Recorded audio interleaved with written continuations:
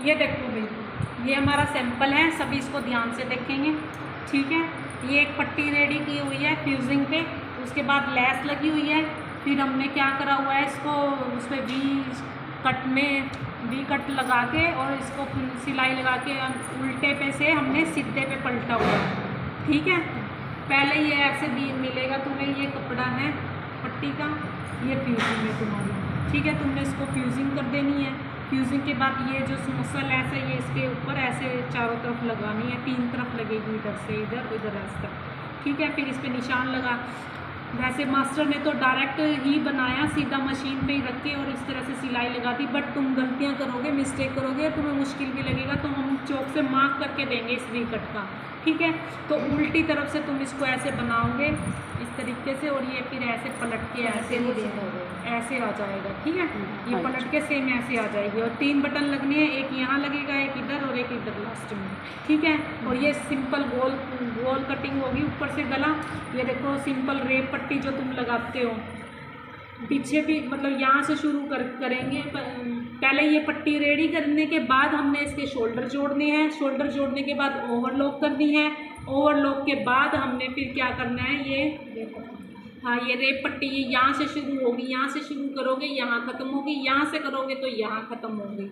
ये काम होने के तुरंत बाद तुमने ये इस पर टैग लगा देना है इसके साइज़ का।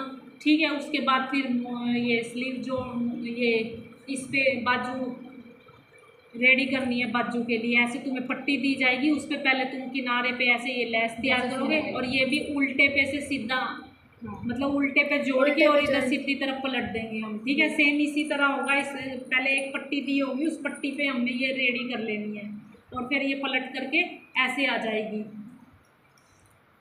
ठीक है, ये ऐसे रेडी करने के बाद फिर हमने शोल्डर जोड़ देना है इधर से दोनों तरफ से, फिर ओवरलॉक करनी है। उसके बाद हमने यहाँ से लेके यहाँ तक चौक तक की सिलाई लगा देनी है। फिर हमने ये इसके चौक मोड़ देने हैं, और ये नीचे से पल्ले की किनारी मोड़ देनी है, और फिर इसकी यहाँ से यहाँ तक की ओवरलॉक हो जाएगी। कितनी देर में, कितना ईजी है, बनाने वाले एक्सपर्ट सुबह से शाम तक ना 150-150 पीस बना देते हैं ऐसे ऐसे। ठीक है, कोई मुश्किल है? अब मैं तुम्हें स्टेप वाइज करवाऊंगी, एक एक स्टेप काम करवाऊंगी, सभी को इकट्ठा मिलेगा, सब चेक करवाएंगे, उसके बाद अगला स्टेप करेंगे। अब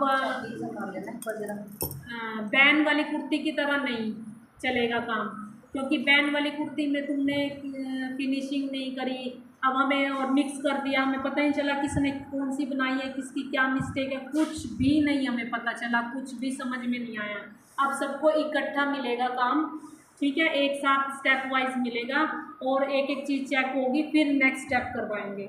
और अपनी टाइमिंग फिक्स करो मॉर्निंग की। ठीक है, सभी जिनको सीखना है, जो आएंगे पाएंगे, जो नहीं आएंगे कोई नहीं, हमारा कुछ नहीं जाएगा। ठीक है, हमने तो हमारी रूटीन से काम करना है। ठीक है, अब सबसे पहले हमने करनी है फ्यूजिंग। ये हमने पट्टी लेनी है जो हमने गले पे लगानी है, रेडी करनी है वी कट के लिए। हमने क्या करना है, कपड़े की उल्टी तरफ ऊपर करनी है। ठीक है, फिर लेनी है फ्यूजिंग। फ्यूजिंग में हमने ये देखना है दानेदार एरिया जिसमें कि ग्लू लगी हुई है, इस ग्लू दानेदार को इस पर हम ऐसे सेट कर देंगे, इस तरीके से सेट करेंगे। ये साइज़ के अकॉर्डिंग कटी हुई है। ठीक है, ये छोटी साइज़ के अकॉर्डिंग कटी हुई है, तो इस पर रख के और फिर इस पर जब प्रेस स्टीम आयन करेंगे तो जो हीट पड़ेगी इसके ऊपर, और ये मेल्ट होके ग्लू इस पर चिपक जाएगा। ठीक है, ये अब हम इसको पेस्ट करेंगे यहाँ पर।